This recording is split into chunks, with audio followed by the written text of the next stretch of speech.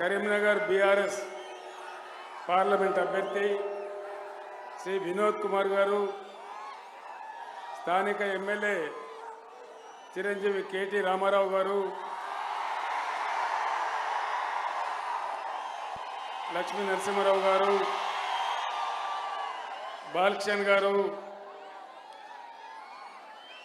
ZP chairperson శ్రీమతి అరుణ రాఘవరెడ్డి గారు, శ్రీ కొండూరు రవీందర్రావు గారు, గూడూరి ప్రవీణ్ రాష్ట్ర కార్యదర్శి గారు, శ్రీమతి తుల ఉమ గారు, జిందం కళా చక్రపాణి గారు, చిక్కాల రామారావు గారు, సిరిసిల్ల జిల్లా పార్టీ అధ్యక్షులు శ్రీ ఆగయ్య గారు, ఇంత భారీ సంఖ్యలో తరలివచ్చినటువంటి నా అన్నదమ్ములకు,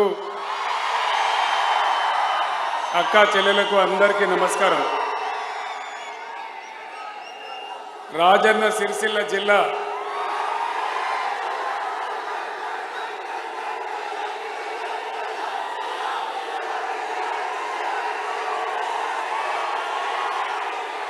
ప్లీజ్ ఆగాలి. సిరిసిల్ల జిల్లా దేవుని పేరు కూడా ఉండాలని ఎములాడ రాజన్న పేరు కూడా నేనే పెట్టి రాజన్న సిరిసిల్ల జిల్లా అని పేరు పెట్టుకున్నాం. పార్లమెంట్ ఎలక్షన్లు జరుగుతూ ఉన్నాయి. 3 పార్టీలు రంగంలో ఉన్నాయి.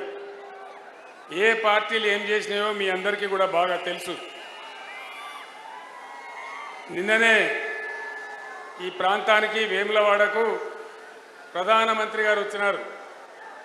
ఆయన పక్కనే బండి సంజయ్ పార్లమెంట్ సభ్యుడు కూడా ఉన్నాడు. దేశం కోసం ధర్మం కోసం అనే మాట్లాడే ప్రధానమంత్రి పొద్దున లేస్తే హిందూ హిందూ అని మాట్లాడే బండి సంజయ్ వేములవాడకి ఏమన్నా ₹1 ఇస్తామని చెప్పినరా? వేములవాడ దేవస్థానాన్ని బాగు చేస్తామని చెప్పినరా?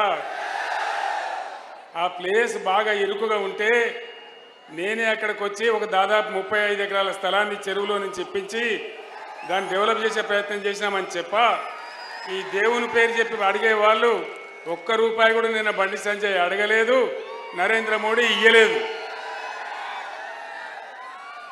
నేను ఒక్కటే మాట మీకు మనవి చేస్తా ఉన్నా. ఇది చేనేత కార్మికులు ఎక్కువగా నివసించేటువంటి పట్టణం. గతంలో ఇక్కడ చాలా ఆత్మహత్యలు జరిగినాయి. నేనే కళ్ళ నీళ్ళు పెట్టుకున్నాను. నేను చాలా బాధపడ్డాను. బీఆర్ఎస్ గవర్నమెంట్ వచ్చిన తర్వాత అనేక స్కీములు తెచ్చి అనేక రకాల స్కీములు తెచ్చి బతుకమ్మ చీరలు కావచ్చు, విద్యార్థుల డ్రెస్సులు కావచ్చు, క్రిస్మస్కు రంజాన్కి ఇచ్చేటువంటి కానుకలు కావచ్చు, ఇక్కడ కార్మికులకు ఉపాధి కల్పించినాం. ఇక్కడ 370 కోట్ల రూపాయల బకాయిలు రావాల్సి ఉన్నాయి. దాన్ని ఈమని అడిగితే మీకెందుకు, మీరు నిరోధులు అమ్ముకోండి, పాపడాలు అమ్ముకోండి అంటే నాకు కోపం వచ్చి నేను ఒక మాట అన్నా. ఏమంత అధ్వానం కనబడుతున్నామనంటే నా మీద ఆగవా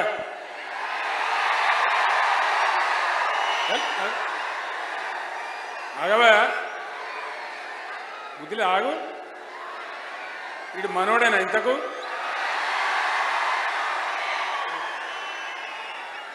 ఒక మాట నేను కోపానికి వచ్చి మాట్లాడితే నా మీద 48 గంటల నిషేధం పెట్టినారు. కేవలం పద్మశాలి కార్మికులను, చేనేత కార్మికులను అవమానించిందని నేను కోపంగా మాట్లాడితే నా మీద నిషేధం పెట్టినారు. మీరు గమనించాలి. దేశంలో మొట్టమొదటిసారి చేనేత మీద జీఎస్టీ వేసిన మొదటి ప్రధానమంత్రి నరేంద్ర మోడీ. ఏ ప్రైమ్ మినిస్టర్ కూడా వేయలే. అన్ని తీసేసినాడు. చేనేత కార్మికులకు ఉన్నటువంటి ఇన్సూరెన్స్ కానీ ఇంకా చాలా స్కీములు ఉంటే అన్నిటినీ రద్దు చేసిన మనిషి ప్రధానమంత్రి నరేంద్ర మోడీ. బాబు సౌండ్ తక్కువ చేయి. అన్నీ కూడా రద్దు చేసినాడు. ఒక్కటి కూడా లేకుండా రద్దు చేయడం జరిగింది.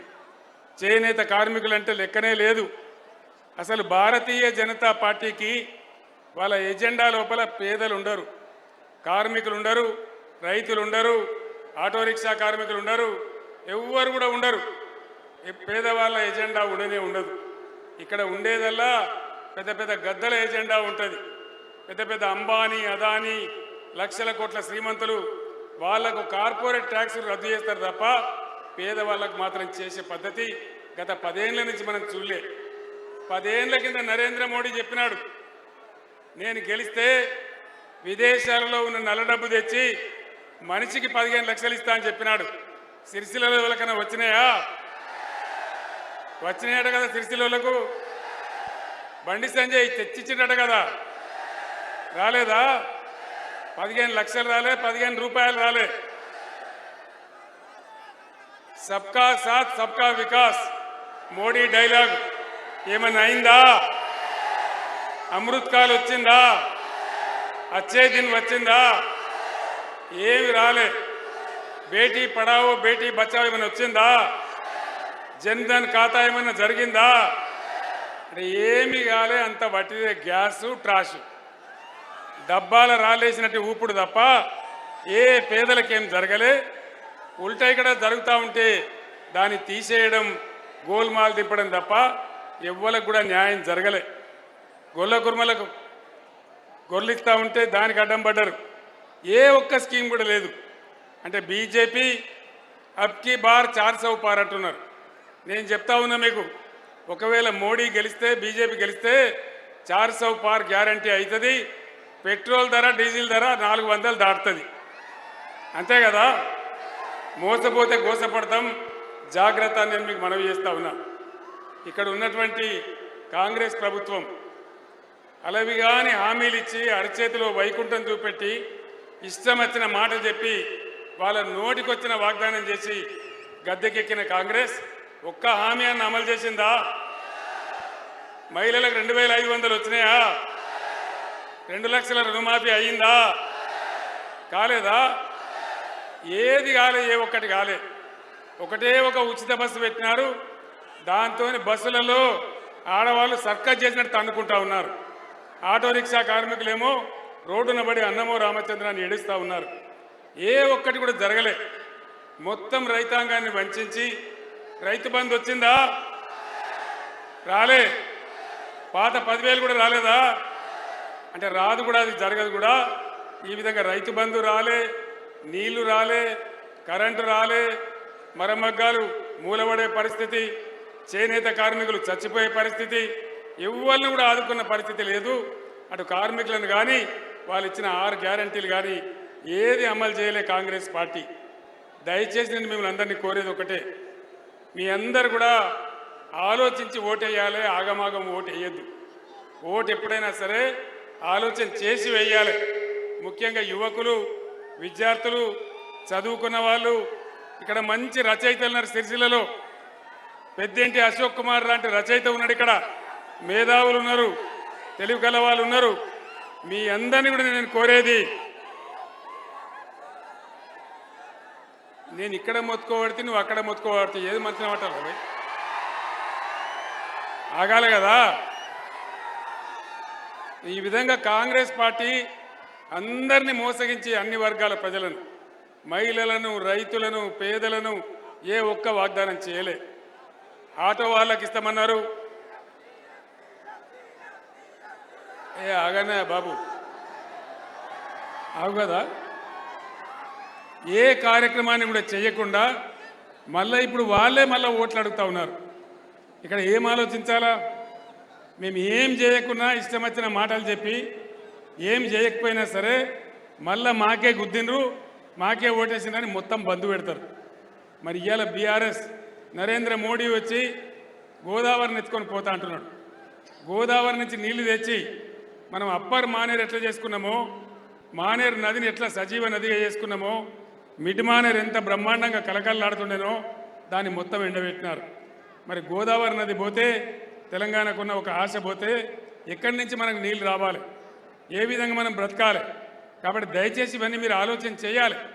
ఏం చేయకుండా బట్టిగానే గాలి గత్తర ఓటేస్తామంటే మన బతుకులు కూడా గావర అయితే తప్ప మనకు లాభం జరగదు. అందువల్ల వెర్రి ఆవేశం కాదు, నినాదాలు చెప్పడం కాదు, మంచిగా ఆలోచించి చర్చించి, మీకు ఇంకా 3-4 రోజులు టైం ఉంది కాబట్టి బ్రహ్మాండంగా ఆలోచన చేయాలి. ముఖ్యంగా చేనేత బిడ్డలకు నా మనవి, ఒకనాడు మీరు చచ్చిపోతుంటే నేను బాధపట్టలేక ఏడ్చి పార్టీ నుంచి 50 లక్షలు తెచ్చి ఒక ట్రస్ట్ ఏర్పాటు చేసి మిమ్మల్ని బతుకమని నేను బతిలాన్నా. రాష్ట్రం వచ్చిన తర్వాత ఇదే కేటీ రామారావు ఆధ్వర్యంలో బ్రహ్మాండంగా అనేక స్కీములు పెట్టుకున్నాం. థ్రిఫ్ట్ కావచ్చు, చాలా స్కీములు పెట్టుకున్నాం. రంగుల రసాయనాలు గిట్ట తెచ్చుకున్నాం. సిరిసిల్లకు ఒక టెక్స్టైల్ పార్క్ కావాలంటే నరేంద్ర మోడీ ఇయ్యలే, ఏ మోడీ కూడా ఇయ్యలే.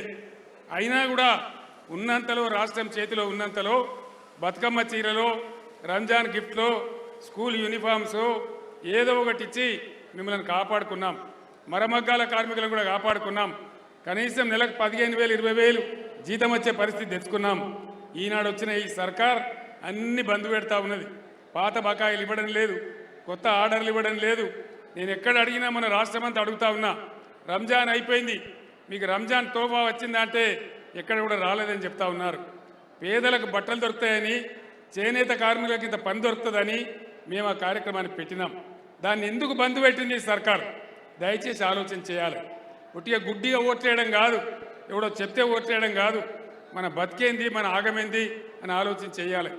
రైతు సోదరులకు కూడా నా మనవి, రైతు బంధు ఇవ్వడానికే వెనకాడిన ఈ ప్రభుత్వం ఇలా ధాన్యం కూడా కొంటలేదు. కళ్ళాలలో తడిసిపోతూ ఉన్నాయి. ఎక్కడికక్కడ వడ్లు తడిసిపోతే కూడా అడిగే దిక్కులేదు, కొనే దిక్కులేదు.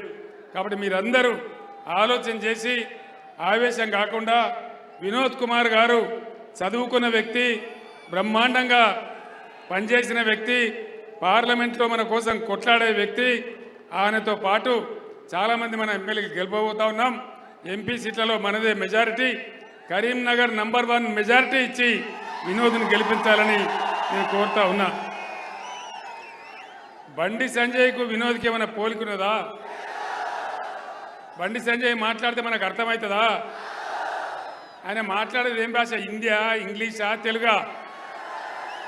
అదే వినోద్ కుమార్ కరీంనగర్ పార్లమెంట్ కోసం అనేక కార్యక్రమాలు తెచ్చినారు. పార్లమెంట్లో కొట్లాడినారు. 2001 నుంచి తెలంగాణ సాధన కోసం నాతో పాటు ఉద్యమంలో ఉన్నాడు. ఉద్యమాన్ని స్థాపించడంలో ఉన్నాడు. ఒక అడ్వకేటు. ఇక్కడనే సిరిసిల్ల రాజేశ్వరరావు గారు, మీ అందరికి తెలుసు వారి సేవలు. వారి మేనల్లుడే మన వినోద్ కుమార్ గారు. ఒక కమ్యూనిస్టు కుటుంబం నుంచి వచ్చి బ్రహ్మాండంగా తెలంగాణ రాష్ట్రం కోసం కొట్లాడి అద్భుతంగా ఈ రాష్ట్రం ముందుకు తీసుకుపోవడంలో నా వెంట పనిచేస్తున్న వ్యక్తి. మీ అందరు నేను కోరుతా ఉన్నా, ఈ గడ్డ, ఈ కరీంనగర్ గడ్డ, నేను ఒకనాడు కాంగ్రెస్ తెలంగాణను అవమానిస్తే నా పార్లమెంటుకు నేను రాజీనామా చేసిన. మీరే అందరు కూడా నాకు సర్దిగట్టి 2.5 లక్షల ఓట్లతో గెలిపించి తెలంగాణ ఉద్యమ గౌరవాన్ని పెంచిన గడ్డ ఈ కరీంనగర్ గడ్డ. మళ్ళీ ఇప్పుడు కూడా ఈ క్రూషియల్ టైంలో ఈ కరీంనగర్ గడ్డ తెలంగాణ గౌరవం కాపాడాలి, గులాబీ జెండా గౌరవం కాపాడాలి. బ్రహ్మాండమైన మెజార్టీతో వినోద్ కుమార్ గారిని గెలిపించాలని కోరుతూ నేను ఇంకా సిద్దిపేటకు వెళ్లాల్సి ఉంది. మీరు నాకు సెలవు ఇవ్వాలని కోరుకుంటూ అడుగుతా, నేను కోరుతా ఉన్నా. ఒక్క మాట, ఆగా, బుద్ధి లేదా నీకు? ఒక మాట చెప్పాలి మీరందరూ. ఈ గవర్నమెంటు, ముఖ్యమంత్రి రేవంత్ రెడ్డి సిరిసిల్ల జిల్లా రద్దు చేస్తా అంటున్నాడు. సిరిసిల్ల జిల్లా ఉండన్నా పోవన్నా? సిరిసిల్ల జిల్లా ఉండన్నా? సిరిసిల్ల జిల్లా ఉండాలి అంటే ఇక్కడ వినోద్ కుమార్ గెలవాలి. ఎందుకంటే రేపు తీసేస్తా అంటే కూడా అడ్డంబడి కొట్లాడేటోడు, యుద్ధం చేసేటోడు కావాలి. మీరు నాకు బలాన్ని ఇస్తే సిరిసిల్ల జిల్లా కాపాడే బాధ్యత నాది. ఎంతకైనా యుద్ధం చేద్దాం. కాబట్టి దయచేసి ఈ ఎన్నికల్లో మీరు ఖచ్చితంగా సిరిసిల్ల జిల్లా కాపాడుకోవాలన్నా, గోదావరి జలాలు కాపాడుకోవాలన్నా, మన నేత కార్మికుల యొక్క బతుకులు మళ్ళా మునుపట్లెక్క బాగుండాలన్నా ఖచ్చితంగా ఈ పార్లమెంట్ ఎన్నికలలో మనం వినోద్ కుమార్ గారిని గెలిపించాలి, బీఆర్ఎస్ పార్టీని గెలిపించాలని కోరుతూ నేను ఇంకా సిద్దిపేటకు వెళ్ళాలి. అక్కడ కూడా సభ ఉంది. కాబట్టి మీరు నాకు సెలవు ఇవ్వాలని